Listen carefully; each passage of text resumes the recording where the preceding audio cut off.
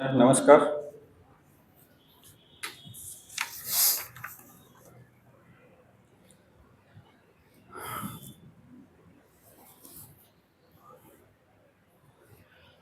આજે આપણે પ્રકૃતિમાં આઈ થિંક નથી આવતો ને અવાજ?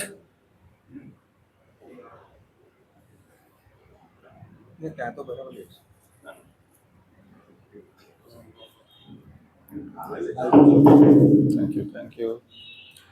આજે આપણે પ્રકૃતિમાં ઉપસ્થિત 3 ગુણો જે આપણી ચારે બાજુ છે, 3 ગુણો દરેક ચરાચર તમામમાં છે, એના વિશે આપણે અધ્યયન કરીશું.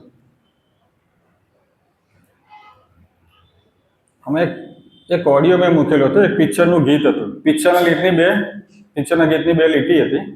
મેં એસા ક્યું હું, કોઈ મૂવીનું ગીત છે, બરાબર? એની બે એક પંક્તિ હતી. તમને સાંભળવાની ઈચ્છા હતી, પણ આજે રવિવાર છે એટલે બધા ઘરે જઈને સાંભળી લેજો, બરાબર, શાંતિથી. મેં એસા ક્યું હું, મેં એસા ક્યું હું, એવું હતું. આપણે જે છીએ અત્યારે, આપણું જે સ્વરૂપ છે, આપણું વિચારો, વાણી, વર્તન, બધું કેમ આવું છે, એની પાછળ કયા પરિબળો ભાગ ભજવે છે, બરાબર? એના વિશે આપણે વિચારવું જોઈએ. દરેક વ્યક્તિ કેમ અલગ અલગ છે. આપણે પોતે પણ આપણા વર્તનમાં પણ કન્સિસ્ટન્સી નથી. કોઈ એક સમયે આપણે અલગ આવીએ છીએ. આપણે પોતે આપણી જાતને આત્મનિરીક્ષણ કરીશું તો આપણને ખ્યાલ આવશે કે આપણું વર્તન દરેક સમયે એક સરખું નથી હોતું. જુદી જુદી વ્યક્તિઓમાં તો ઘણું જુદું જુદું હોય છે. એવું કેમ છે? કયા પરિબળો એના માટે જવાબદાર છે? એના વિશે આપણે આજે એને સમજવા માટે પ્રયત્ન કરીશું કે કુદરતની વ્યવસ્થા અને આ 3 ગુણો કઈ રીતે આપણી પર પ્રભાવ લાવે છે અને કઈ રીતે આપણે એને મુજબ એને ફોલો કરીએ છીએ.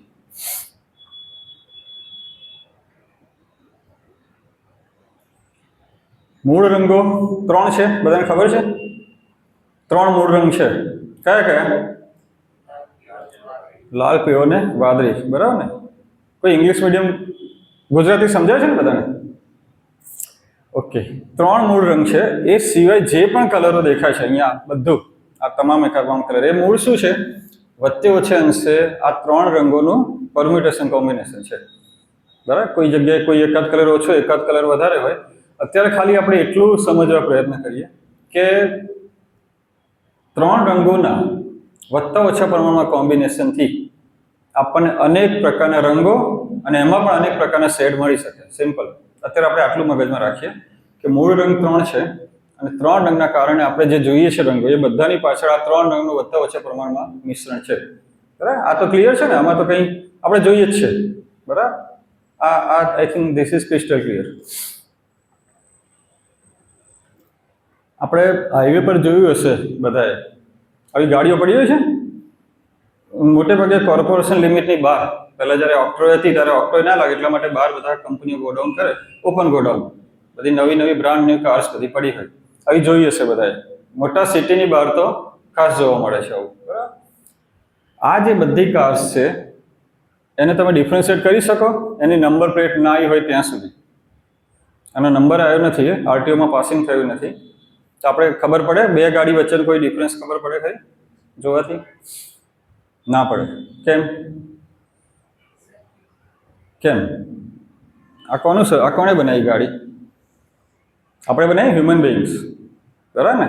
આપણે માણસનું સર્જન છે. ગાડીઓ છે, ઇવન આ બધું જે દેખાય છે બધું મનુષ્યનું સર્જન છે, બરાબર? That is one. બીજું, આ ગાડીઓ જે છે એનો કોઈ ભૂતકાળ નથી. ગાડીનો કોઈ ભૂતકાળ છે? ગાડી એવું કહી શકે કે હું પહેલા અહીંયા હતી ને મારો જન્મ અહીંયા થયો, પછી હું આમ થઈને અહીં મેં સ્કૂલ એજ્યુકેશન લીધું, આવું થયું, એવું ગાડી કહી શકશે કોઈ દિવસ? ગાડીનું પોતાનું કોઈ અસ્તિત્વ જ નહોતું પહેલા. જુદા જુદા પાર્ટ્સને ક્યાંક એસેમ્બલ કરવામાં આવ્યા કોઈ એક જગ્યાએ અને પછી ગાડીનું સર્જન થયું, બરાબર? બે વસ્તુ. એનો કોઈ પાસ્ટ નથી અને એ મનુષ્યનું સર્જન છે, બરાબર? મનુષ્યમાં એવું છે, આપણામાં આ બે વસ્તુ આપણામાં કેટલે અંશે સાચી છે? જે મેં 2 પેરામીટર્સ કીધા ને, એ આપણામાં કેટલે અંશે એપ્લાય થાય છે? આપણો પાસ્ટ છે? અચ્છા, કયો પાસ્ટ છે? મારી ઉંમર 60 યર્સ છે તો મારો 60 વર્ષનો પાસ્ટ છે, બરાબર? સાચું કે નહીં? ઓકે, 60 વર્ષનો જ છે, 60 વર્ષનો જ છે મારો પાસ્ટ. કેટલો છે? મારા પૂર્વજન્મો સદીઓ સુધી હોઈ શકે પાસ્ટમાં, ખબર નથી, બરાબર ને? મને નથી ખબર કે મારો પાસ્ટ કેટલા પૂર્વજન્મનો છે. આત્માને આપણે કહીએ છીએ ને જન્મ નથી ને મૃત્યુ પણ નથી. તો સૃષ્ટિનું સર્જન થયું છે ત્યારે આત્માનું સર્જન થઈ ગયું હશે બ્રહ્મ દ્વારા, પરબ્રહ્મ દ્વારા.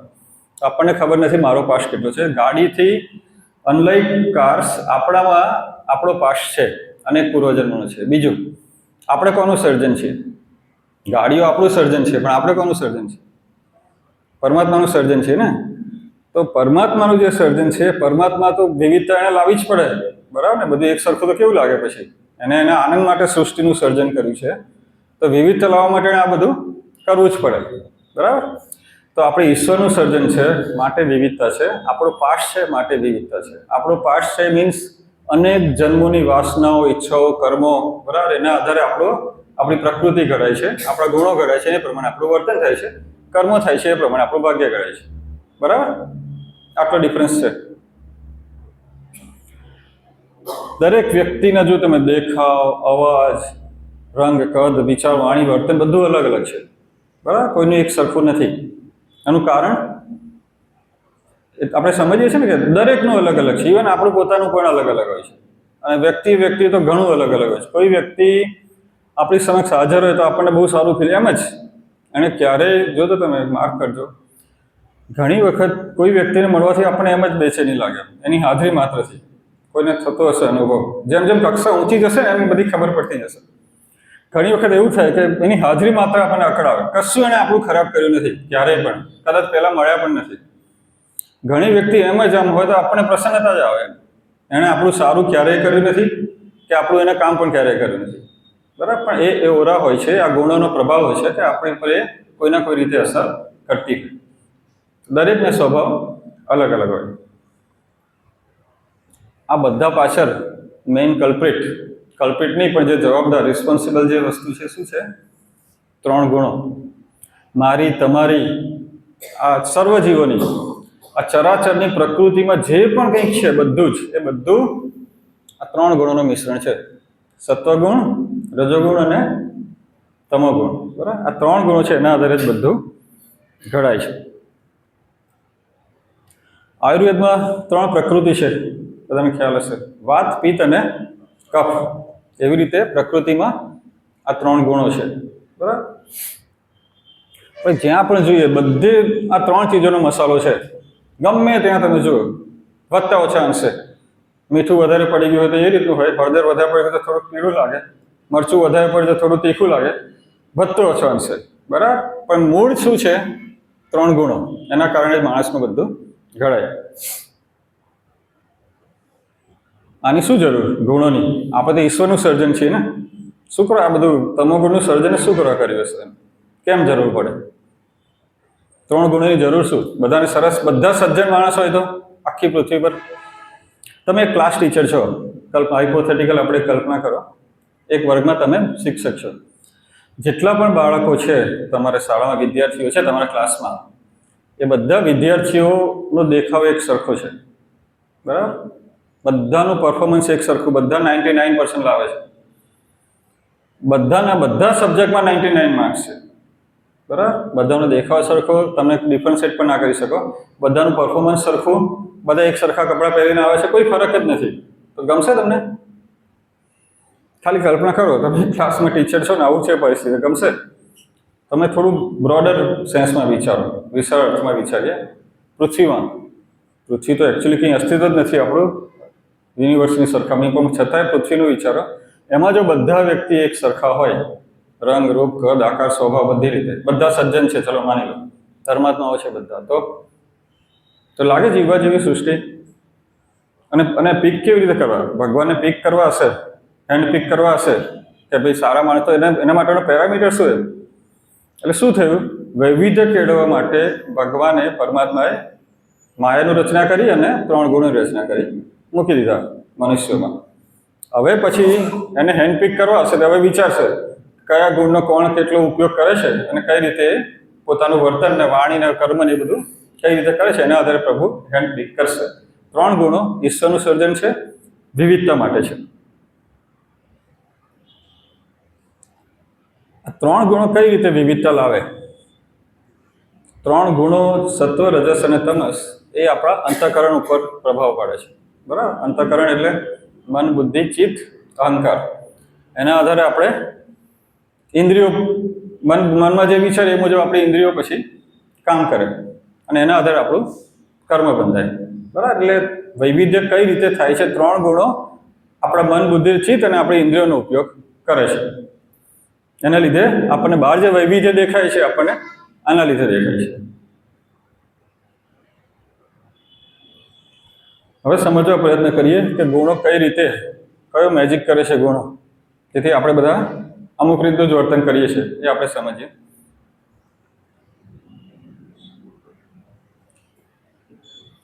આ ત્રણ છે લૂંટારા હોય છે, રોબર્સ. જંગલમાં જાય ને લૂંટ કરે, બરાબર? જે આવે એને લૂંટી લે. એક રાહદારી એક બટે માર્ગો ત્યાંથી નીકળતો હોય છે અને એને ત્રણેય લૂંટારા એને પકડે છે અને પકડીને પછી પેલો તો એકલો જતો એટલે એને તો સરેન્ડર થવાનું હતું. પછી પહેલો જે લૂંટારો હોય છે એવું કહે છે કે આને આપણે પહેલાં મારી નાખીએ અને પછી તો એ પ્રતિકાર નહીં કરી શકે ને પછી આપણે એનું બધું લૂંટી લઈએ. બીજો જે લૂંટારો હોય છે એવું કહે છે કે એક કામ કરે ને, લૂંટી તો લેવું જ છે આપણે, આપણું કામ જ છે લૂંટવાનું, બધું એને પાસેથી લઈ જ લેવાનું છે આપણે. પણ આપણે એક કામ કરીએ, મારી નાખવાની જરૂર નથી, આપણે એને બાંધી દઈએ, બરાબર? એટલે પોલીસ સ્ટેશન ના જઈ શકે. બાંધીને પછી આપણે એની પાસેથી બધું લઈ લઈએ. એટલે પછી એને એ લોકોએ અમલ કરે, એને બાંધી દીધો, બધું એની પાસેથી લઈ લીધું, એના બિલોંગિંગ્સ જે પણ હતા, અને પછી ત્રણે જણા નીકળી ગયા. ત્રીજો જે લૂંટારો હતો એ થોડીક આગળ ગયો હશે, ખબર નહીં, એને કંઈક વિચાર આવ્યો હશે, તો પછી પાછો આવીને આને બાંધેલો તો એને છોડી નાખ્યો એને, અને પછી એને રસ્તો કીધું, જો આ જંગલ છે, તને બહુ ખબર નહીં પડે કેવી રીતે બહાર નીકળવું, અમને તો ખબર છે કયા રસ્તા ક્યાં નીકળે, અહીંથી આ રસ્તે તું આમ આમ આ રીતે જઈશ તો તું બહાર નીકળી જઈશ ઝડપથી, હમણાં 10 મિનિટમાં બહાર નીકળી જઈશ, નહીં તો જંગલમાં તું ભટકી જઈશ. પછી આણે કીધું પેલા માણસે કે તું મને બતાવી રસ્તો, કે એ કામ મારું નથી, બરાબર? મારું કામ ખાલી તને રસ્તો બતાવવાનું છે, તારી સાથે આવવાનું કામ મારું નથી, હું તને બતાવું છું, તું એ માર્ગે જતો રહે. આ જે ત્રણ લૂંટારા છે એને આપણે ત્રણ ગુણોના સંદર્ભમાં સમજીએ. પહેલો જે લૂંટારો હતો જેણે એવું કીધું કે આને મારી જ નાખો, જરૂર હોય કે ના હોય, બરાબર, મારી નાખો, એ તમોગુણ પ્રધાન હતો, એનામાં તમોગુણનો પ્રભાવ વધારે હતો, બરાબર. બીજો જે લૂંટારો હતો એને લૂંટ તો કરવી જ છે, કામ બી કરવું છે, પણ કે બાંધી દેવાથી કામ પતી જાય છે, શું કરો આપણે મારી નાખવાની, શું કરો તસ્તી લેવાની, બરાબર. તો એ લૂંટારો રજોગુણ.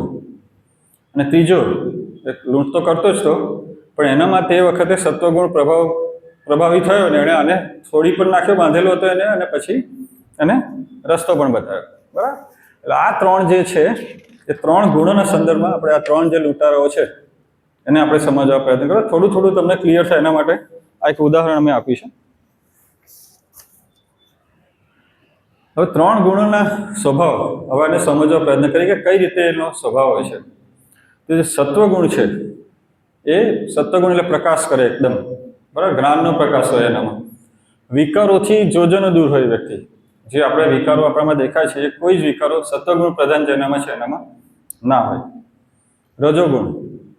રજોગુણ એટલે કામનાઓ, ઈચ્છાઓ, બરાબર, પોતાને ફળ મેળવવું છે, ફળની ઈચ્છા હોય અને એ ફળ મેળવવા માટે કોઈ પણ હદ સુધી જાય, સામેવાળાને નુકસાન પણ કરી દે, જેમાં રજોગુણ પ્રધાન છે. બધા રજોગુણ પ્રધાનવાળા નુકસાન કરે છે એવું કહેવાનો ઈરાદો નથી. આપણે એવું કહીએ છીએ કે રજોગુણ પ્રભાવી થાય તો શું કરી શકે, બરાબર.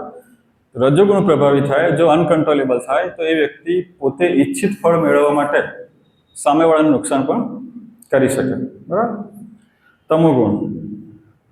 તમોગુણ એટલે અજ્ઞાન, એને ખબર જ નથી કઈ રીતે જીવન જીવાય. આળસ, પ્રમાદ, નિદ્રા તો જરૂરી છે પણ અતિ નિદ્રા લે, બેસી રહે આખો દિવસ અને કશું કરવું ગમે નહીં, એ તમોગુણ પ્રધાન વ્યક્તિ કહેવાય. સત્વગુણ એક મોટું કેરેક્ટરિસ્ટિક છે, પોઝિટિવ હોય, કંઈ પણ પરિસ્થિતિ હોય જીવનમાં એને બહુ સહજતાથી સ્વીકારી લે. મોડેસ્ટી, હમ્બલ હોય, એકદમ નમ્ર હોય, ઉદ્યમી હોય, ડેડિકેશન હોય એનામાં જબરજસ્ત, કામ પ્રત્યે એકદમ સમર્પિત હોય, હાઈ મોરલ વેલ્યુઝ હોય અને ટ્રાન્સપરન્ટ એકદમ એનું વ્યક્તિત્વ હોય. એ જેવા છે એવા તમને મોટા ભાગે દેખાઈ જાય, બરાબર, કારણ કે દંભ ના હોય એનામાં, હિપોક્રેસી નહીં, જે છે, અને કારણ કે કંઈ લેવું નથી એને, દમ શું કરવાનું, કંઈક મેળવવા માટે કરે છે ને લોકો, કોઈ પોતાના વેસ્ટેડ ઇન્ટરેસ્ટ હોય, કંઈ એમાં ચોક્કસ મોટી હોય એને મેળવવા માટે એ કરતા હોય, પણ આને એવું કશું હોતું જ નથી. સત્વગુણ પ્રધાન છે એને માટે એને એ બધી કરવાની જરૂર નથી હોતી. રજસ,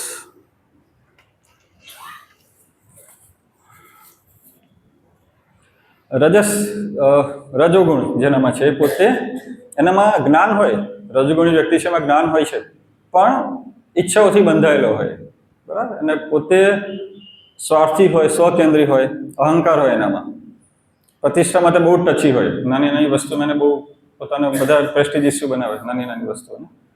લાલચી હોય, ફળની બહુ જ લાલસા હોય એને, અને એના માટે ગમે તે કરે એ વ્યક્તિ, બરાબર. કોઈને પણ એ વિચારે નહીં કે આ કરવા માટે મીન્સ મારે આવું કરવું જોઈએ, ના કરવું જોઈએ, આ એથિકલ છે, અનએથિકલ છે, એવું કશું એ વિચારે નહીં. ધારા પરિણામ મેળવવા માટે કંઈ પણ હદ સુધી જાય અને કંઈ પણ વસ્તુ કરી શકે. તમોગુણ, તમસ એટલે અંધકાર, બરાબર. આપણે બહુ પહેલાં સિરિયલ આવતી હતી, તમસ એટલે અંધકાર, બરાબર. આ વ્યક્તિ હંમેશા અંધકારમાં રહે. અંધકાર શેનું છે? જ્ઞાન નથી, અજ્ઞાન છે. અજ્ઞાનનો અંધકાર છે. પ્રમાદ, આળસ. પશુ પક્ષીઓ જે છે એમાં શું હોય છે? વધારે ગુણો તો હોય જ છે, પણ તમો ગુણ હોય છે એનામાં, બરાબર. પોતાની શારીરિક ઈચ્છા જે હોય એ મુજબ એ પશુ પક્ષી પોતે બિહેવ કરે. સિંહ વિચારતો નથી કે હું શું હરણને મારી રહ્યો છું, કારણ કે એની જરૂરિયાત છે, ભગવાન એને એ રીતે જ બનાવેલા છે. તમો ગુણ પ્રધાન જ બનાવેલા છે પશુઓને. પોતાની જે શારીરિક ઈચ્છાઓ, ભૂખ વગેરે એ મુજબ એ પોતે કામ કર્યા કરે. તમોગુણી વ્યક્તિ ઘણી બધા અંશે પશુઓની કેટેગરીમાં આવે, બરાબર. કારણ કે સારા ખોટાનો વિચાર જ ના કરતી હોય વ્યક્તિ. ચારવાકનું નામ સાંભળ્યું છે બધાએ? ચારવાક, ચારવાક કરીને એક ઋષિ થઈ ગયા. આપણા દર્શનમાં તમામનો સમાવેશ કરેલો છે. બહુ વર્ષો પહેલા થઈ ગયા ચારવાક ઋષિ. એનું એક દર્શન હતું. એ દર્શનમાં આ વાત કરવામાં આવી છે. તમોગુણી વ્યક્તિ કેવી હોઈ શકે, બરાબર. શું કે છે? યાવત જીવેન સુખમ જીવે, બરાબર. જ્યાં સુધી જીવો સુખથી જીવો,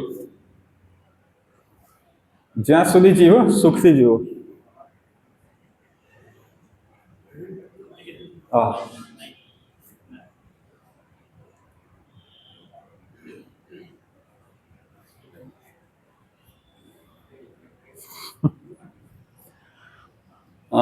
જ્યાં સુધી જીવો સુખથી જીવો. પછી ઋણમ કૃત્વા, સાંભળ્યું હશે બધાએ, દેવું કરીને ઘી પીવો, બરાબર. પૈસા ના હોય તો ક્યાંકથી ઉછીના લઈ આવો, લોન લઈ આવો, 25% વ્યાજે પણ ઘી પીવો. એમ કેમ? ભસ્મીભૂત છે દેહ છે, આપણો દેહ તો ભસ્મીભૂત થઈ જવાનો છે, અને પુનરાગમન પાછો ક્યારે આવવાનું છે, બરાબર. ચારવાક આવું વિચારતા હતા. આપણે બહુ સારી રીતે જાણીએ છીએ આપણા દર્શનમાં કે પુનર્જન્મ છે, અનેક જન્મ છે, પણ ચારવાક આવું વિચારતા કે મજા કરી લો, આ દેહ તો ભસ્મીભૂત થઈ જવાનું, પાછું ક્યાં આવવાનું છે આપણે.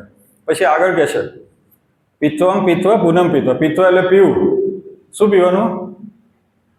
શું પીવાનું કહેતા હશે આપણે જે બધા આલ્કોહોલ, બરાબર, મદિરા. શું કહે છે? પીવો પીવો પુનઃ પીવો, પીધા જ કરો. ક્યાં સુધી પીવો? યાવત પતેતી ભૂતલે, જ્યાં સુધી જમીન પર ના પડી જાવ ત્યાં સુધી પીયા કરો. તો પીને એટલું બધું એ કરો કે તમે જમીન પર પડી જાઓ ત્યાં સુધી પીવો. ઉત્થાન છે પુનઃ પીતો, તમે પાછા ઊભા થાઓ, પાછા હંસ આવે જ્યારે 2 દિવસે 4 દિવસે, પાછા પુનઃ પીતો, ફરીથી પીવો. કેમ? પુનર્જન્મ ન વિદ્યતે, પુનર્જન્મ હોતો નથી. આવું દર્શન છે ચારવાક. તમોગુણી વ્યક્તિ છે એ આવું બધું માનતી હોય, બરાબર. કોણે કાલ કોણે જોઈ છે, મજા કરો, જે કરવું એ કરો, બીજા આપણા વિશે જે વિચારતો એ વિચારો. સત્ય અસત્ય, નીતિ અનીતિ એ કોઈ વિચારે કરે નહીં. ભગવદ્ ગીતાના 18મા અધ્યાયનો શ્લોક છે. એમાં બહુ સરસ કીધું છે ઋષિએ, કૃષ્ણ ભગવાનના મુખેથી કહેવડાવ્યું છે. આ પૃથ્વી પર મેં શરૂઆતમાં કીધું, આપણી પૃથ્વીનું સમંદરમાં એક ટીપો હોય ને એટલું પણ અસ્તિત્વ નથી આપણું બ્રહ્માંડના સંદર્ભમાં, બરાબર. એ બધી અસંખ્ય ગેલેક્સીસ છે ને એમાં અસંખ્ય સ્ટાર્સ છે ને એ બધું જોઈએ. દરેકના પોતપોતાના સૂર્યો છે ને બિલિયન્સ ઓફ લાઇટ યર્સ દૂર છે આ બધું, બરાબર. માણસ ક્યારેય ત્યાં નથી પહોંચી શકવાનો, કેટલું બધું છે. એમાં આપણી પૃથ્વીનું કંઈ અસ્તિત્વ જ નથી. તો એવું કે છે આ પૃથ્વી ઉપર, પછી ઉપર આકાશમાં, એટલે કોસ્મોસ, યુનિવર્સના સંદર્ભમાં, દેવતાઓમાં પણ, જો આપણે દેવતાઓની પૂજા કરીએ છીએ, દેવતાઓમાં પણ અથવા એ સિવાય ક્યાંય પણ એવો કોઈ જીવ નથી. જીવની વાત કરીએ again, not only human beings, જીવ. ક્યાંય એવો કોઈ જીવ નથી કે જે આ ગુણોથી મુક્ત હોય. બરાબર? એટલે બધું જ આવી ગયું. આખા બ્રહ્માંડમાં કોઈ પણ જીવ છે એમાં 3 ગુણો વધતા ઓછા પ્રમાણમાં હોય. ભગવદ્ ગીતાનો 18મા અધ્યાયનો 40મો શ્લોક.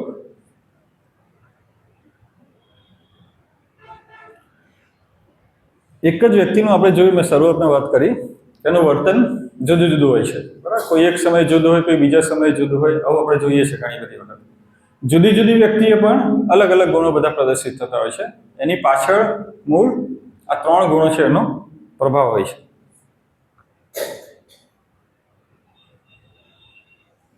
હવે આપણને થતું હશે કે કયો ગુણ સૌથી સારો જે આપણામાં હોવો જ જોઈએ 100%? કયો ગુણ સારો છે? કયો? સત્વગુણ. સત્વગુણ બેસ્ટ છે. બરાબર? અને આપણામાં ફક્ત ને ફક્ત સત્વગુણ જ હોવો જોઈએ. આ હું જે બોલું છું એની સાથે કેટલા સંમત છે? આપણામાં સત્વગુણ શ્રેષ્ઠ છે અને આપણામાં 100% સત્વગુણ જ હોવો જોઈએ.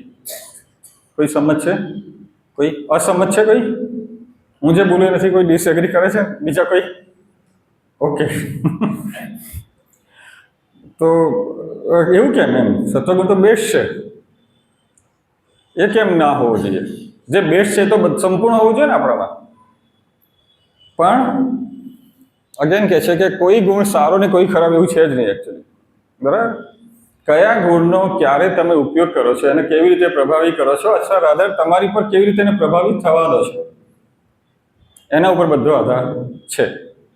તમારે કુટુંબનું ભરણ પોષણ કરવું હોય, બરાબર, તો કોઈ એકલો સત્વગુણ લઈને બેસી રહે, કામ જ ના કરે તો ચાલે? બરાબર? કામ તો કરવું જ પડે. તો રજોગુણ છે એ માણસને પ્રવૃત્ત કરે છે. બરાબર? એટલે રજોગુણ જરૂરી છે. રાત્રે પછી સુવાનો સમય થાય, આખો દિવસ કામ કર્યા હોય, થાકી ગયા હોય, રાત્રે સુવાનો સમય થાય તો કોઈ એવું કે ના ભાઈ નિદ્રા તો તમોગુણ છે, તો એ ઊંઘ ના લે તો ચાલે ખરું? એને ઊંઘ લેવી જ પડે, નિદ્રા જરૂરી જ છે. બરાબર? આખો દિવસ કોઈ સંત અથવા કોઈ સેવાભાવી વ્યક્તિ હોય અને આખો દિવસ થાકી ગયો હોય કામ કરી કરીને, સેવા કરી કરીને, એ જો રાતે નિદ્રા લે છે, જો ઊંઘ લે છે, તો એ નિદ્રા એક પ્રકારનો યોગ છે. બરાબર? નિદ્રા પણ જરૂરી છે. એમાં કોઈ તમોગુણ છે એમ કરીને એને રૂલ આઉટ ના કરી શકે. 3 ગુણોનો પ્રભાવ કઈ રીતે આપણી પર અસર કરે છે એ આપણે સમજીએ.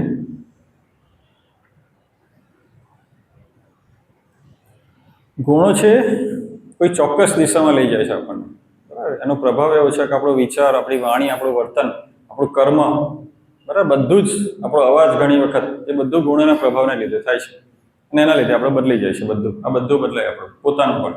આપણે કોઈ વખતે આપણને હવે આપણે ઓબ્ઝર્વ કરીશું તો દેખાશે, અથવા ભવિષ્યમાં તમે ઓબ્ઝર્વ કરશો કે અમુક વર્તન મારું અમુક રીતનું જ હતું.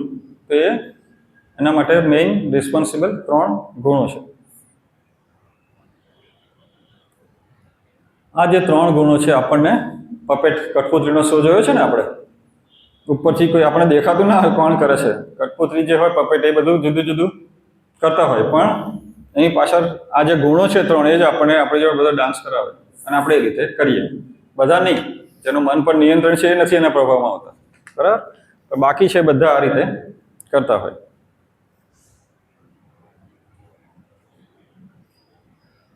ચૌદમા અધ્યાયનો શ્લોક છે ભગવદ્ ગીતાનો. સત્વગુણ છે સુખમાં, દરેક ગુણનો શું રોલ છે આપણા જીવનમાં એ બતાવે છે. સત્વગુણ છે સુખમાં, રજોગુણ કર્મમાં, અને તમોગુણ જ્ઞાનને ઢાંકી દે અને પ્રમાદમાં જોડે છે. બરાબર? તો એનો અર્થ શું થયો કે જો સુખમાં રહેવું હોય તો સત્વગુણને પ્રભાવી કરવો પડે. બરાબર? સુખ એટલે મીન્સ ટેમ્પરરી સુખ નહીં, ક્ષણિક સુખ નહીં, શાશ્વત આનંદ, પ્રસન્નતા. બરાબર? જે એક વખત આવ્યા પછી જાય જ નહીં એવી પ્રસન્નતા. આપણે અત્યારે ફોરેન ટૂર કરીએ, વિયેટનામ ફરવા જઈએ, બરાબર, કે આંદામાન નિકોબાર જઈએ તો મજા આવે છે ને બધાને. પછી આવ્યા પછી પાછું એનું એ જ જે આપણી પેલી છે એમાં જતા રહીએ છીએ. આ જે સુખ છે એ શાશ્વત છે. એક વખત આપણે એનો જો સુખને ઓળખતા થઈ જઈએ, એને જો જીવનમાં ઉતારીએ તો પછી એ ક્યાંય જાય નહીં, અને તમારે બીજે કોઈ વસ્તુની જરૂર પણ ના પડે તમારા આનંદ માટે. આપણે એક કાર છે એના ઉદાહરણથી સમજીએ કે ત્રણેય ગુણોનો શું રોલ છે વધારે સ્પષ્ટતા મેળવવા માટે. સત્વગુણ છે સ્ટિયરિંગ વ્હીલ છે, બરાબર. સ્ટિયરિંગ વ્હીલનું કામ શું છે? દિશા આપે આપણને, બરાબર ને. આપણે કઈ દિશામાં જવું છે એ સ્ટિયરિંગ વ્હીલ નક્કી કરે. તો સાચી દિશા જે છે જીવનની એ સત્વગુણ આપે છે. રજોગુણ ગતિ આપે. એકલું સ્ટિયરિંગ ફેરવાથી કંઈ થાય નહીં, એક્સિલેટર પણ દબાવવું પડે ને આપણે કોઈ જગ્યાએ જવું હોય તો ગતિ પણ જોઈએ, પ્રવૃત્તિ પણ જોઈએ, કાર્ય પણ આપણે કરવું પડે.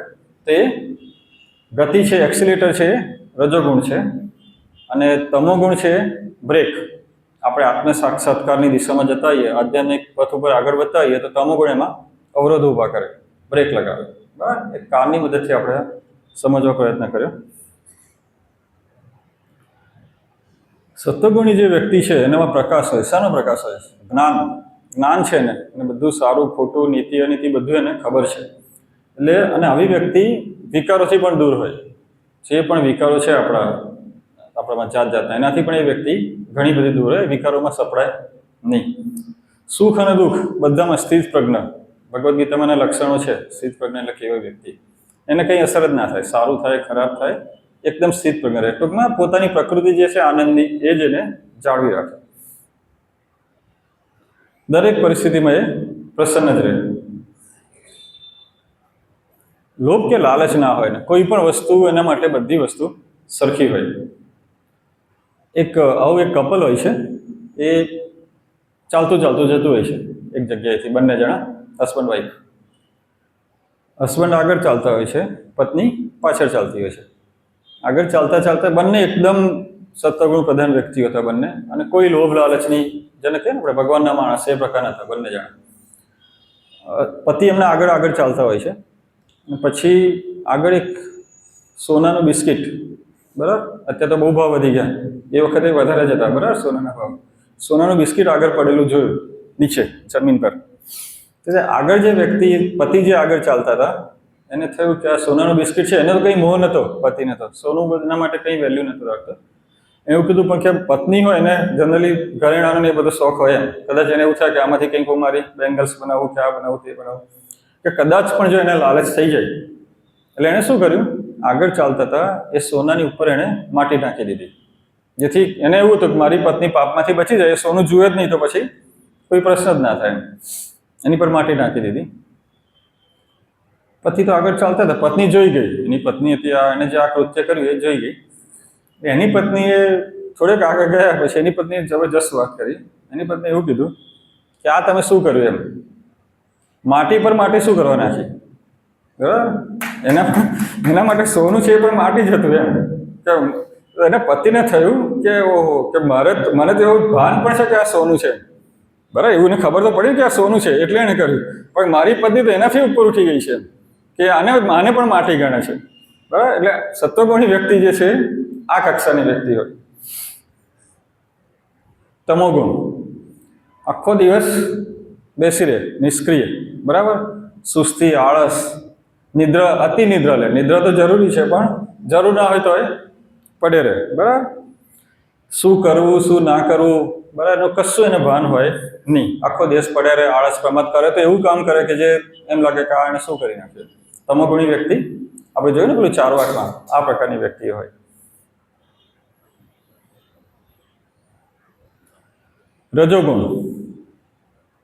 રજોગુણ જે છે પ્રવૃત્તિ આપે, ક્રિયાન્વિત રાખે મનુષ્યને. કેમ? એને ફળની લાલસા છે, એને ફળની કામના છે, બરાબર. ફળ લેવા માટે એ વ્યક્તિ હંમેશા પ્રવૃત્તિશીલ રહે, એ ગતિ આપે, કારણ કે એને કંઈક મેળવવાનું છે રજોગુણ. એટલે રજોગુણ એટલે રાગ તો ખરો જ, મોહ તો ખરો, પણ પ્રમાણમાં સહ્ય રાગ છે, એ સહન કરી શકાય એવો રાગ છે તમોગુણની સરખામણીમાં, બરાબર. પણ રજોગુણી વ્યક્તિમાં રજોગુણનો પ્રભાવ જ્યારે બહુ જ થાય ત્યારે એને શું થાય, એમ મોટા કામોમાં પાર વગરની આસક્તિ થાય, એને જુદા બધા વિચારો આવે. દરિયો છે, દરિયાનું પાણી છે, એ બધું કાઢીને સહારાના રણમાં છોડી દઉં. દરિયો છે એને બધું કાઢીને ખાડો, મોટો ડુંગર છે આખો કાઢી નાખો ને, એને ખાડો કરીને, જો કોઈ ખાડો હોય ને એમાં ડુંગર ભરી દઉં એટલે ખાડો પર પૂરાઈ જાય. દરિયાનું બધું પાણી ખાલી કરીને બધા જાતના વિચારો આવે જુદા. અને વાસનાઓ અને આસક્તિનો વેગ એટલો બધો વધી જાય કે રોકાય નહીં, જો એને તમે કંટ્રોલ ના કરો તો. બરાબર, રજોગુણ જરૂરી છે, પણ જો એનો પ્રભાવ હદથી વધારે વધી ગયો, રજોગુણ સ્થિરતા ના આપે અને એને તાત્કાલિક ફળ જોઈએ. રજોગુણી વ્યક્તિ છે ને કામ કરે એટલે તરત એ ફળની આશા એને હોય. રજોગુણ પ્રભાવ બહુ જ પ્રભાવી થાય તો પછી આવું બધું થાય. ન્યૂટનનો બીજો નિયમ આપણને ખબર છે, બરાબર. કોઈ પણ વસ્તુ ઓબ્જેક્ટ છે એમાં તમે જો ફોર્સ એપ્લાય કરો તો એને ગતિ મળે. બરાબર, આ રિમોટ છે એમનું એમ છે, આમનું આમ પડ્યું છે, જો ફોર્સ એપ્લાય કરું તો એ મૂવ થાય. બરાબર, કોઈ પણને તો કોઈ પણમાં એને ગતિ આપવા માટે, એને ક્રિયાન્વિત કરવા માટે, એના મોશન માટે એને પર ફોર્સ એપ્લાય કરવો પડે.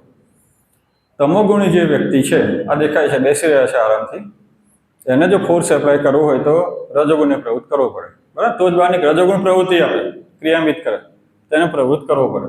બરાબર, તો તમસ ગુણવાળી વ્યક્તિને બહાર કાઢવા માટે રજોગુણને પ્રવૃત્ત કરવો પડે. હવે આપણને થોડીક સ્પષ્ટતા મળી હશે કે જુદા જુદા ગુણો, જેમ રંગોની આપણે વાત કરી કે આ જે બધા રંગો દેખાય છે આમાં મૂળ રંગ તો કદાચ છે જ નહીં, છે થોડો, પણ બાકી બધા મિક્સર છે રંગોનું. તો જે જુદા જુદા રંગો છે એની પાછળ મૂળ 3 રંગો જવાબદાર છે. બરાબર, તો એ જ રીતે હવે આપણને થોડીક સ્પષ્ટતા મળી હશે કે આપણામાં જે પણ બધું દેખાય છે એની પાછળ આ 3 ગુણોનો વધતો ઓછો અંશે પ્રભાવ જોવા મળે છે.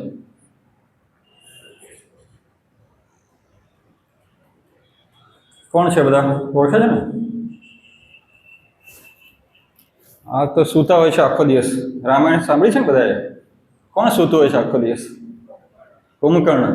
બરાબર, બાજુમાં છે અરવિંદ ત્રિવેદી, પણ પેલી રામાયણ સિરિયલ આવતી હતી ને એમાં એણે રાવણનો રોલ પ્લે કરેલો. અરવિંદ ત્રિવેદી છે, કલાકાર છે. રાવણનો ફોટો તો આપણે ક્યાં લેવા જઈએ, એટલે અરવિંદ ત્રિવેદીનો. બરાબર, અને ત્રીજા છે વિભીષણ છે. બરાબર, એક જ માતા પિતાના 3 સંતાનો, સગા ભાઈઓ, 3ની પ્રકૃતિમાં અલગ અલગ ગુણોનું પ્રભુત્વ. બરાબર, કુંભકર્ણ છે, કયો ગુણ હશે? હવે તો ખબર પડી જાય ને તમને બધાને. કયો ગુણ? તમોગુણ. Very nice. પછી રાવણમાં કયો ગુણ હશે? રજોગુણ. બરાબર, એને બધું જોતું જોઈએ, આખો દિવસ આ કરેલું, તે કરેલું, કેટલા બધા દેવલોક જીતી લીધો ને, બધું કૈલાસ ઉપર ચડાઈ કરી દીધેલી એક વખતે. બરાબર, એટલું બધું એને બધું એવું જ કરવું હોય. અને વિભીષણ છે સત્વગુણ. બરાબર, ખોટાનો એને સાથ ના આપ્યો, પ્રભુના શરણે ગયો. એક જ માતા પિતાના 3 સંતાનો, વ્યક્તિત્વ અને બુદ્ધિ પ્રતિભામાં એકદમ ઓલ ટુગેધર જમીન આસમાનનું અંતર. આપણે એક હાઇપોથેટિકલ એક્ઝામ્પલ લઈએ, એક 3 ડૉક્ટરનું. અગેન હાઇપોથેટિકલ છે, એકદમ ખાલી આપણે સમજવા માટે છે. જે ડૉક્ટર છે એ તમોગુણથી પ્રભાવિત હોય. બરાબર, એને ફોન આવે કોઈ ઘરે, કોઈ ઇમરજન્સી છે આવો, તો એ તમોગુણી ડૉક્ટર છે. બરાબર, તો શું કરે? એને પેશન્ટની બહુ ચિંતા નથી. એમ કે ઉભા રહો, શાંતિ રાખો, અમને પહેલાં સિરિયલ જોવા દો. આળસ, બેસી રહેવાનું આરામથી. આ સિરિયલ પૂરું થાય પછી હું જોવા માટે ડૉક્ટરને, એટલે પેશન્ટને જોવા માટે આવું છું. બીજો કોઈ ડૉક્ટર તો કે ભાઈ ઉભા રહો, ગાડી મોકલો, આ જ પ્રકારની ગાડી જોશે, ડ્રાઈવર જોશે, ફલાણું ઢેકણું, ધીસ ધેટ, આવું બધું કરે. આ તમોગુણથી પ્રભાવિત ડૉક્ટર હોય એ આવું વર્તન કરે. રજોગુણથી પ્રભાવિત કોઈ ડૉક્ટર હોય તો એ શું કરે?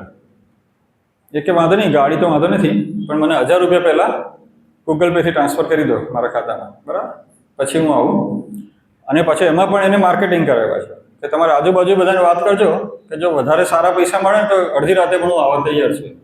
આજુબાજુ બધાને વાત કરજો. એટલે એના માટે પૈસા, બરાબર, દ્રવ્ય સંપત્તિ એ એના માટે પ્રાઇમ ગોલ છે પેશન્ટનું. તો પછી 1000 રૂપિયા ના મોકલાવે તો ના પણ જાય. બરાબર, અને પોતાના ટૂંકમાં ફાયદો જ જોઈએ દરેકમાં. વિનોબા ભાવે છે, એમણે બહુ સરસ 2 શબ્દો કીધા છે, અદ્ભુત શબ્દ છે, બહુ અપીલિંગ છે. એમણે શું કીધું? આ બધામાં ફાયદો જોઈએ એના માટે. ફાયદે છે ક્યાં ફાયદા? બરાબર, આટલું જ બોલ્યા ખાલી, બસ. ફાયદે છે ક્યાં ફાયદા? આપણે બધામાં આપણો ફાયદો વિચારીએ છીએ, પણ અંતે એનો ફાયદો શું છે તો વિચારો. એમ બધો ફાયદો લે કરો છો, પણ પછી તમને શું ફાયદો થવાનો? પણ આ બધા એવું વિચારે નહીં, જે રજસથી પ્રભાવિત હોય, પોતાનો ફાયદો જ હંમેશા જુએ. સત્વગુણથી પ્રભાવિત કોઈ ડૉક્ટર હોય તો એ શું કરે? એ કે બધું પછી હું પહેલાં પેશન્ટની ટ્રીટમેન્ટ કરું છું, પૈસા પછી આપજો, ના આપશો કંઈ એની ઉતાવળ નથી, પણ એના માટે પ્રાઇમ શું છે? પેશન્ટની હેલ્થ એ એના માટે જરૂરી છે.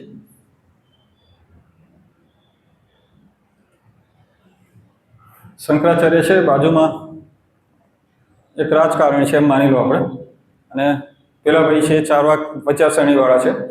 આ ત્રણેય ગુણોનું પ્રભુત્વ છે ત્રણેયમાં, બરાબર? પ્રભુત્વ છે. અગેન હું એવું નથી કહેતો કે સંપૂર્ણ છે, બરાબર? દરેક વ્યક્તિમાં 3 ગુણો હોય છે. સત્વગુણ જેનામાં છે, 100% સત્વગુણ જેનામાં છે, આપણે એવું માનીએ છીએ કે બહુ સજ્જન, નક્ષિક, સજ્જન, પ્રમાણિક, હાઈલી મોરલ જેના છે એ પ્રકારની વ્યક્તિ, નીતિવાન, એનામાં પણ તમોગુણ હોય, બરાબર? એ એને પ્રભાવિત નથી થવા દેતો, એ જુદી વસ્તુ છે. જે વ્યક્તિ એકદમ ચાર્વાક વિચારસરણીવાળી છે એનામાં પણ સત્વગુણ હોય, પણ 3 ગુણો દરેકે દરેક જીવમાં છે. પણ કોઈ ચોક્કસ ગુણની હાજરીથી કારણે અથવા એનો પ્રભાવ પોતાની પર વધારે થવા દેવાના કારણે એ વ્યક્તિનું વર્તન બદલાઈ જાય.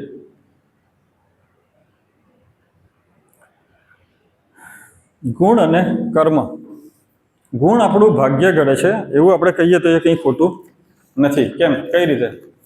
કારણ કે જે આપણું ગુણ હોય એ ગુણ મુજબ આપણું વિચાર, વાણી, વર્તન એવું બધું થાય. એ મુજબ આપણે વિચાર મુજબ જ કર્મ કરીએ છીએ. મોટે ભાગે આપણે જે પણ કર્મ કરીએ છીએ એની પહેલા મૂળમાં વિચાર હોય છે. તે મુજબ એને વિચાર આવે એ મુજબ કર્મ થાય, અને કર્મ થાય એટલે તો આપણો છે જ આપણો સિદ્ધાંત, કર્મ કરો એટલે ફળ મળે. તો આ જે ગુણો છે એ આપણું ભાગ્ય ઘડે છે. આપણે કયા ગુણને કેટલો પ્રભાવિત થવા દઈએ છીએ એની પર આપણું ભાગ્યનો આધાર છે. આ ટ્રેપને આપણે સમજવી પડે. ગુણો કઈ રીતે માણસને સંકજામાં લે છે, કઈ રીતે આપણે એમાં પછી ઊંડા જતા જઈએ છીએ. ગુણો જરૂરી છે, પણ એની ગુલામી છે એ બિલકુલ ઈચ્છનીય નથી, બરાબર? આપણે સીધા કોઈ આધ્યાત્મિક પથ ઉપર આગળ વધતા હોઈએ તો ગુણો શું કરે છે? ભટકાઈ દે, તમને ડેવિએટ કરી દે. જવાનું આમ છે, જુદા ગુણો એટલો પ્રભાવ કરે કે આપણે વચ્ચે જ ક્યાંક અટકી જઈએ, જુદા રસ્તે ખંડાઈ જઈએ, બરાબર? સંસારમાં જે પણ કંઈ માયા છે એમાં આપણને ફસાયેલા રાખે. આ જે ગુણો છે એની અસર દેહ ઉપર છે, આત્મા ઉપર નથી. એ આપણે ખાસ ધ્યાન રાખવાનું. આત્મા તો આ બધાથી પર છે, આપણી બધાની અંદર છે. આ ગુણોની અસર દેહ ઉપર થાય છે, એટલે આપણા દેહ અને આપણી ઇન્દ્રિયો એ મુજબ કામ કર્યા કરે છે. ગુણો આપણા ગુલામ છે, આપણા માલિક નથી. એ આપણે ખાસ સમજવું પડે, બરાબર? આપણે કહીએ હું શું કરું, આ થઈ એવું નથી. આપણા હાથમાં છે કે આપણે ગુણોને કઈ રીતે આપણા ગુલામ બનાવીને એની પાસેથી આપણે કઈ રીતે કામ લઈએ છીએ. આપણે કરવાનું શું છે ખરેખર? મનને નિયંત્રિત કરીએ. મનને જો નિયંત્રિત કરીશું તો ગુણો છે એની બેલેન્સ જળવાશે, એની સમતુલા જળવાશે, અને આપણે જે આપણે ઈચ્છનીય જે આપણા ગોલ છે એ આપણે અચીવ કરી શકીશું. આનું ટેક હવે શું? એકચ્યુઅલી આખા એનું ગુણોનું સમજ્યા પછી એનું ટેક હવે આપણે એમાંથી આપણે શું એનું કોર, એનું કન્ક્લુઝન શું ગુણનું? તો આપણે જ્યારે પણ ઈચ્છીએ ત્યારે જે તે ગુણ છે એને આપણે પ્રભાવી કરી શકીએ, બરાબર? ગુણોનો ઉપયોગ તો આપણે કરવાનો જ છે. એકલો સત્વગુણ પણ ના ચાલે, બરાબર? રજોગુણ પણ જોઈએ, થોડોક તમોગુણ પણ જોઈએ, બધું જ જોઈએ. આપણે દિવસે જ્યારે જોબ કરતા હોય ત્યારે રજોગુણને પ્રવૃત્ત કરવો પડે. સવારે ઉઠો ત્યારે પ્રાર્થના કરીએ છીએ ને આપણે, સત્વગુણને પ્રભાવિત કરવો પડે. તમે લોકો બધા અત્યારે બેઠા છો એ સત્વગુણ પ્રભાવિત કર્યો છે તમે, બરાબર? બાકી રવિવાર કોણ બગાડીને આવે? રવિવાર તો બધું ઘણા હોય ને, આપણા અઠવાડિયામાં એક રજા હોય, ચાહે આપણે સ્ટડી કરતા હોય કે જોબ કરતા હોઈએ, એક જ રજા હોય. તમે અહીં આવો છો મીન્સ તમારો અત્યારે સત્વગુણ પ્રભાવિત કર્યો છે તમે. એટલે સત્વગુણને પ્રભાવિત કરવો પડે ઈશ્વરની નજીક જવું હોય તો. રજોગુણને પણ કરવો પડે પ્રભાવી. રાતે સૂવું હોય તો તમોગુણને પણ પ્રભાવિત કરવો પડે, બરાબર? સભાનપણે નોઈંગલી આપણે એની પાસેથી કામ લેવાનું છે. એ રીતે આપણે જુદા ગુણોને પ્રભાવિત કરી શકીએ. રજસ અને તમસ બંને ગુણો જરૂરી છે, બરાબર? પણ આ જે બધું છે, કામ, ક્રોધ, લોભ, ઈર્ષા, આ બધા જે વિકારો છે એને ક્યાંક ઇમ્બેલેન્સ કરે છે. આપણે જોયું કે રજોગુણ બી જોઈએ, તમોગુણ પણ જોઈએ, પણ પછી આ બધું જ્યારે આપણે અંદર પ્રવેશે છે ને ત્યારે બધું ઇમ્બેલેન્સ થઈ જાય, બરાબર? એટલે મેઇન શું છે કે આપણો મનોનિગ્રહ, મન પર નિયંત્રણ, એ બહુ જ મહત્વનું છે. એના થકી આપણે આધ્યાત્મિક પથ ઉપર આગળ વધી શકીએ.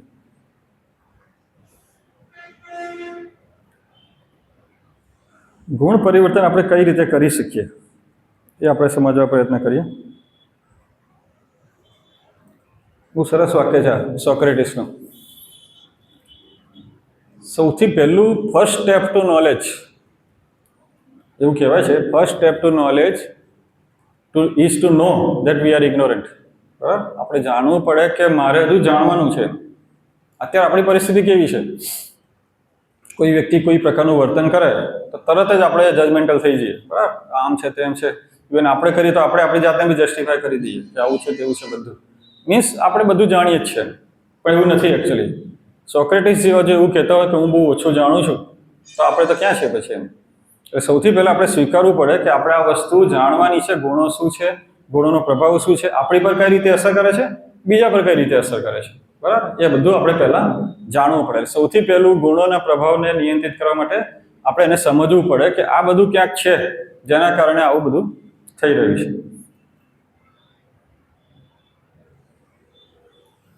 ગુણો પરત્વે આસક્તિ નહીં રાખવાની. બરાબર, એને તમે એકદમ એમાં ઊંડા નહીં ઉતરી જવાનું. ગુણો પ્રત્યે આસક્તિ નહીં રાખીને એને જોવાનું. કંઈ પણ થાય તો એને સાક્ષી ભાવે આપણે જોવાનો અને પછી એને નિયંત્રિત કરીને એને સંતુલિત કરવા પ્રયત્ન કરવાનો. આ બધા સાધનો છે ગુણોને નિયંત્રિત કરવા માટેના, પ્રભાવી કરવા માટેના, રાધર સંતુલિત કરવા માટેના. ભગવદ્ ગીતામાં પણ કીધું છે યજ્ઞ, તપ, દાન આ બધી પ્રવૃત્તિઓ હંમેશા કરવી જોઈએ. બરાબર, મેડિટેશન, પછી દાન કરવું જોઈએ, જે કોઈને પણ હેલ્પ કરવી જોઈએ આપણે, એનાથી બહુ અપાર ખુશી મળે આપણને. હંમેશા આપણે પ્રસન્ન રહેવું જોઈએ. આ બધા સાધનો, યોગ્ય આહાર, યોગ્ય વિહાર, આ બધા ક્યાંક ને ક્યાંક આપણને ગુણોના પ્રભાવને સમજવામાં ને એને નિયંત્રિત કરવામાં આપણને હેલ્પફુલ થાય છે.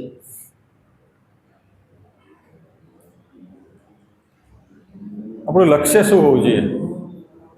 જો આપણે આપણા ગુણોની વાત કરી, 3 ગુણો, તમોગુણ, રજોગુણ અને સત્વગુણ, તો આ પાછું કંઈક નવું આવ્યું ને. લક્ષ્ય તો કંઈક જુદું જ બતાવે છે. જો શું કહે છે, 3 ગુણોથી ઉપર ઉઠીને ગુણાતીત બનવું. ગુણાતીત નવો શબ્દ આવ્યો. બરાબર ને, ગુણાતીત. ગુણાતીત એટલે શું? 3 ગુણોથી ઉપર ઉઠી જવાનું. સત્વગુણમાં પણ નહીં, ધીમે ધીમે ધીમે ધીમે ધીમે આગળ વધીને ગુણાતીત બનવું. એટલે શું ગુણાતીત બનવું એટલે શું? ઘણી વખત એવું થાય કે સત્વગુણનો પ્રભાવ છે ને એ પણ આપણામાં અહંકાર લાવે. જોયું છે એવું? હશે ઘણા બધા, જોજો સમાજમાં સત્વગુણી વ્યક્તિઓ છે પણ એને ખબર છે કે મારામાં સત્વગુણ છે. બરાબર, તો એનો જે પ્રભાવ છે ને એને પણ હું બહુ સત્વગુણી છું, હું બહુ સત્વગુણી છું એવું 10 જગ્યા કહેતા પણ હશે કદાચ. એ ના કહેતા એના શિષ્યો કહેતા હોય. તો સત્વગુણનો પ્રભાવ પણ ઘણી વખત અહંકાર લાવે છે. બરાબર, અભિમાન લાવે. તો સત્વગુણ પ્રત્યે પણ અભિમાન કે આસક્તિ નથી રાખવાની. બરાબર, સત્વગુણ પાસેથી કામ લેવાનું પણ યુક્તિપૂર્વક લેવાનું, સાવધ રહીને લેવાનું. સત્વગુણને નિરહંકારી કરવાનો, એવી રીતે કામ લેવાનું. ઘણી વખત આ એક બહુ સરસ હતું, મેં જોયું હતું. આ શું છે? આ શું છે અને શું કહેવાય? જ્ઞાન મુદ્રા. બરાબર, હા, જો તમારું જ્ઞાન છે એટલે તમને ખબર પડી ગઈ જ્ઞાન મુદ્રા. આ જ્ઞાન મુદ્રા છે. બરાબર, આપણે મોટાભાગના જે બધા ઋષિઓ છે આવી રીતે જ જોવા મળશે. આ જ્ઞાન મુદ્રા આવું કેમ થયું છે કે એની પાછળ આ જ લોજિક છે એવું મારું કહેવાનું નથી, પણ હમણાં મેં બહુ સરસ જોયું આ જ્ઞાન મુદ્રા વિશે જ. મેં એવું કીધું કે આ જે છે અંગૂઠો એ બ્રહ્મ છે, પરમાત્મા. બરાબર, અંગૂઠો પરમાત્મા છે. આ છે આપણે છે જીવ, મનુષ્ય. જીવ છે પરમાત્માની નજીક જવાનું છે, ઉપર ઉઠવાનું છે આપણે. કઈ રીતે ઉપર ઉઠવાનું? આ 3 છે, 3 ગુણો છે. તમોગુણથી રજોગુણ, રજોગુણથી સત્વગુણ, ને પછી 3ને છોડીને ઉપર અને આમ બ્રહ્મ સુધી જવાનું. કેટલી અદ્ભુત વાત છે. હમણાં જ મેં જોયું તો મને લાગ્યું કે તમારી સમક્ષ મારે રજૂ કરવું જોઈએ. આ 3 ગુણો છોડી અને ઉપર બ્રહ્મ સુધી જવાનું છે આપણા જીવે. આ જીવ છે એટલે 3 ગુણોથી પણ આપણે ધીમે ધીમે ઉપર ઉઠી જવાનું છે. બરાબર, ગુણાતીત બનવાનું છે આપણે. કમળ જોજો તમે, કમળ પાણીમાં જ હોય છે. બરાબર, પણ ભીનું થતું નથી, એને કોઈ સરોવરની કોઈ અસર થતી નથી. એવી રીતે આપણે પણ આપણા જે આજુબાજુ જે દેખાય છે દુનિયામાં, જે કંઈક બની રહ્યું છે અથવા જે પણ આપણી તરફ હુમલાઓ થઈ રહ્યા છે બધા જુદી જુદી વ્યક્તિઓના જુદા જુદા ગુણોના પ્રભાવ નીચે અથવા આપણા મનના જ, એ બધાથી લેપાયા વગર, બિલકુલ એનાથી કોઈ પણ અસર આપણી જાત ઉપર લાવ્યા વગર એકદમ બેલેન્સ રાખીને આપણે કામ કરવાનું છે, તો આપણે ગુણાતીત થઈ શકીશું. એમાં એવું કહે છે કે સત્વગુણ જે છે, સાત્વિક ગુણ, એને પણ એટલો બધો સહજ થવા દો, એટલો સહજ કે તમને સ્મરણ જ ના રહે કે તમે સાત્વિક વ્યક્તિ છો. કેટલી અદ્ભુત વાત છે. સત્વગુણ એટલો પ્રભાવી કરો કે તમે એ પણ નીકળી જાય કે તમે સત્વગુણી વ્યક્તિ છે, એ ભાવના જ તમારામાંથી નીકળી જાય. સૂરજ છે, સવારે સૂર્યનારાયણ ઉદય થાય છે, જ્યારે કોઈ વ્યક્તિ સૂર્યને કહે કે ઓહો તમે ઉગ્યા, કેટલું સરસ થઈ ગયું, તમે ના ઉગ્યા તો શું પરિસ્થિતિ થાય? પશુ પક્ષીઓ માણસો બધાને તમે પ્રવૃત્ત કરો છો, લાઇટ આપો છો અમને લોકોને, તમારા વગર જીવનનું અસ્તિત્વ જ નથી. સૂર્યનારાયણ શું કહેશે? એ પ્રકાશ આપવો એ તો મારો સ્વાભાવિક કર્મ છે. એમ પ્રકાશ હું આપું છું એવું કંઈ મને લાગતું જ નથી. ઇનફેક્ટ હું કંઈ કરું છું એવું મને લાગતું જ નથી. હું તો મારી રીતે સવારે ઉદય થઉં છું, અસ્ત થઉં છું, બીજું હું કશું કરતો નથી. સૂર્યને કોઈ પૂછે તો એ આવું જ કહેશે. આપણા માટે બહુ મોટી વાત છે. તો સત્વગુણને એટલો પ્રભાવી કરો કે એને સ્મરણ જ ના રહે કે હું કંઈક સાત્વિક કૃત્ય કરી રહ્યો છું. આ બહુ સરસ એ છે. રાજેશ વ્યાસ મિસ્કિન કરીને આપણા એક કવિ છે, બધી સર્જન કરે છે. આ બહુ સરસ એણે આ વાત કરી છે. એક કોઈક એવી વ્યક્તિ છે કે જે બહુ સંતની કક્ષામાં છે, બરાબર. એ ખરેખર સંસાર છોડી અને પોતે એવું સાત્વિક જીવન જીવવા માટે કોઈ જગ્યાએ છે, આશ્રમ કરે છે, વગેરે વગેરે બધું. એમના માટે પણ એ વ્યક્તિ પોતાનું તો પાછું અહંકાર તો લાવી જ દેતા હોય છે. એમની ઉપર આ એક કવિતા છે સરસ. આ છોડીને તે પકડ્યું, બરાબર. સંસાર છોડ્યો પણ પાછું બીજું કંઈક પકડી લીધું, જે પણ પકડી હોય. આ છોડ્યું ને તે પકડ્યું, અમે આમ થયા સંન્યાસી. સંન્યાસી અમે કેવી રીતે થયા? એક છોડીને પાછું બીજું પકડી લીધું. પછી બધાને શું કહે? હશે કેટલી હિંમત ધન પદને મારી લાત. આવું કહે છે ને, જોયો તમે? હશે ઘણા. અરે મારે તો આમ હતું, મારે તો તેમ હતું, આ બધું છોડી હું તો આટલો મોટો પેલો હતો, આ બધું છોડીને પછી હું સંન્યાસી થયો છે, બરાબર ને? એટલે ધન પદને લાત મારીને કેટલું મોટો મેં ત્યાગ કરે એમ. વાત વાતમાં નમ્ર થઈને કરી અહમની વાત. આમ નમ્રપણે વાત કરે પણ વાત તો છેવટે અહમની જ આવે. ત્યાગ ભોગ થઈ એવો ચાલ્યો. ત્યાગ એટલે આમ ત્યાગ છે આપણી દ્રષ્ટિએ, પણ એ ત્યાગ પાછો ભોગ થઈ ગયો. કઈ રીતે? લાગે તુચ્છ વિલાસી. વિલાસી એટલે આપણે બધા સંસારી માણસો, બરાબર. આપણે પણ એની આગળ તુચ્છ લાગે એટલો મોટો ભોગ એ લોકો કરતા હોય. એટલે આવા પણ ઘણા થતા હોય છે. સત્વગુણ થોડોક પ્રભાવી થાય તરત અહંકાર માથે આવી જાય, બરાબર. અને સીધો પેલો રજોગુણ ને તમોગુણ એ બધા પ્રવૃત્ત થઈ જાય. એટલે આ ખાસ ધ્યાન રાખવાનું છે કે સત્વગુણને પ્રભાવી એવી રીતે કરવાનો કે આપણે એનું સ્મરણ જ ના આવે. ગુણાતીત જે વ્યક્તિ છે, ત્રણેય ગુણોથી અલિપ્ત, કોઈ વસ્તુને એને અસર જ ના થાય, ગુણોની અસરમાં ના આવે, પોતાનામાં તો ના જ આવે, બીજા કોઈ કરતા હોય તો પણ એને સમજ આવે કે આ ગુણનો પ્રભાવ હતો એટલે એણે આવું વર્તન કર્યું હશે. અને સુખ અને દુઃખ દરેકે દરેક પરિસ્થિતિમાં સ્વસ્થ રહે. પંઢરપુરમાં વિઠોબાનું મંદિર છે, બરાબર. પંઢરપુર, મહારાષ્ટ્રમાં. ત્યાં 3 સંતો સમકાલીન હતા. સંત એકનાથ, સંત તુકારામ અને નરસિંહ મહેતા, 3 સંતો હતા. ગયા હશે ત્યાં અલગ અલગ સમયે. સંત એકનાથ જે હતા પહેલા, એમની પત્ની બહુ સારા હતા, બહુ જ કોઓપરેટિવ, એકદમ નીતિવાન, એમના જેવા છે. આ જે બધું આધ્યાત્મિક જે બધું કરતા હોય તો એમાં એ પોતે ફૂલ કોઓપરેટ કરે, બરાબર. કે ના તમે સારા માર્ગ ઉપર છો, તમે આ બધું કરો એમ, હું એમાં રાજી છું એમ, તમે મારે ઘરની ચિંતા કે મારી ચિંતા ના કરતા. તો સંત એકનાથ જે છે વિઠોબામાં, એ પંઢરપુરના મંદિરમાં ભગવાનને પ્રાર્થના કરે છે, ભગવાન પ્રત્યે કૃતજ્ઞતા વ્યક્ત કરે છે કે તમે મને કેટલી સારી પત્ની આપી, બરાબર. આવી સારી પત્ની છે એના કારણે હું આધ્યાત્મિકના માર્ગ ઉપર વિના વિઘ્ન, મને કોઈ ઘરની ચિંતા જ નથી, બરાબર. કારણ કે આટલું મને સરસ રીતે સહકાર આપે છે, તો હું તમારા તરફ ધીમે ધીમે આગળ વધી રહ્યો છું. સંત તુકારામ, એ પણ મહારાષ્ટ્રમાં થઈ ગયા. સંત તુકારામ છે, એમની પત્ની એકદમ ઓપોઝિટ, બરાબર. કર્કશા ટાઈપના હતા, એમ ઝઘડો જ કર્યા કરે આખો દિવસ. એમને ઘરે આવે તો બી કે શું છે, કેમ કોઈ ના તમે રાખ્યા, કેમ ઘરે આવી ગયા, આવે ત્યાંથી ઝઘડા ચાલુ થાય. સંત તુકારામના પત્ની એવા હતા. સંત તુકારામ કેવી રીતે પ્રાર્થના કરે છે ભગવાનને કે બહુ ભગવાન તમારો ખૂબ ખૂબ આભાર, મને આવી પત્ની આપી તમે, આવી પત્ની આપી છે એના કારણે મને ઘરે જવાની ઈચ્છા જ નથી થતી, અને હું ઘરે જવું એને પણ ગમતું નથી. એટલે અમને બંનેને એવું જ ગમે છે કે બંને એકબીજાથી દૂર રહીએ, અને આના કારણે હું સૌથી વધારે સમય તમારી ભક્તિમાં ગાળી શકું છું. આવી પત્ની આપવા બદલ તમારો ખૂબ ખૂબ આભાર. આવું તુકારામ પ્રાર્થના કરે છે. નરસિંહ મહેતા, આપણે જુનાગઢના આપણે તો જાણીએ છીએ એમને શું હતું, પત્ની ગુજરી ગયેલા, બરાબર, ને બધા વારસો ગુજરી ગયેલા. એમની કક્ષા એવી હતી ભક્તિની, તો એમને શું કીધેલું બધા ગુજરી ગયા ત્યારે? પેલું વાક્ય છે ને, ખબર છે તને શું કીધું? ભલું થયું ભાગી જંજાળ, સુખે ભજીશું શ્રી ગોપાલ. બરાબર, જંજાળ બધી છૂટી, સારું થઈ ગયું, હવે હું ભગવાનની શાંતિથી ભક્તિ કરીશ. બરાબર. તો નરસિંહ મહેતા જ્યારે ત્યાં ગયા પંઢરપુર, ત્યારે એમણે એવી રીતે ભગવાનનો આભાર માન્યો કે ભગવાન તમે બહુ સારું કર્યું, મારે કોઈ છે જ નહીં ઘરે, જવા જેવું કશું જ નથી, એના કારણે હું તમારી જોડે વધારે ને વધારે રહી શકું છું. ત્રણેયને એકદમ અલગ અલગ પ્રકારની પરિસ્થિતિ, પણ પરિસ્થિતિ સાથે સમજૂતી કેળવવાની, સમતુલા સાધવાની, એ જે ગુણ છે એનામાં છે, એ જ વ્યક્તિ ગુણાતીત કહેવાઈ શકે. કોઈ મૂર્તિકાર હોય, કોઈ મોટો પથ્થર હોય, એમાંથી મૂર્તિ ટાંકણાથી કરતા હોય છે ને, હથોડીને ટાંકણાથી ને નથી, મૂર્તિ આમ ઘડે ધીમે ધીમે ધીમે. તે જે મૂર્તિ પછી પ્રગટ થાય એ બહારથી કશું લાવે છે ખરો? પથ્થરની મૂર્તિ કોઈ મૂર્તિકાર કરતો હોય, બહારથી કંઈ લાવે છે મટીરિયલ?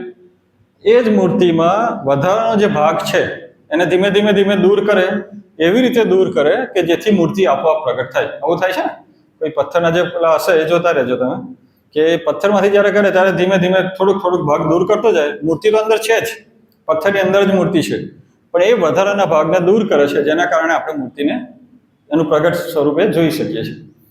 આપણી અંદર પણ આવું છે. આપણા આત્મા ઉપર પણ ઘણા બધા પડળો છે, બરાબર, ઘણા બધા આવરણો, ખરાબીઓ, ઘણું બધું છે. આ બધું જો આપણે ધીમે ધીમે ધીમે ધીમે એની પર જે પડ ચડ્યા છે ધીમે ધીમે જો આપણે દૂર કરી શકીશું, તો આત્માનું જે સાચું સ્વરૂપ છે, જ્ઞાન સ્વરૂપ, આનંદ સ્વરૂપ, પ્રેમ સ્વરૂપ, એના આપણે દર્શન કરી શકીશું, એનો આપણે અનુભવ કરી શકીશું. Thank you very much. ઓમ તત્સત. તમને કોઈ પ્રશ્ન પૂછવો હોય કંઈ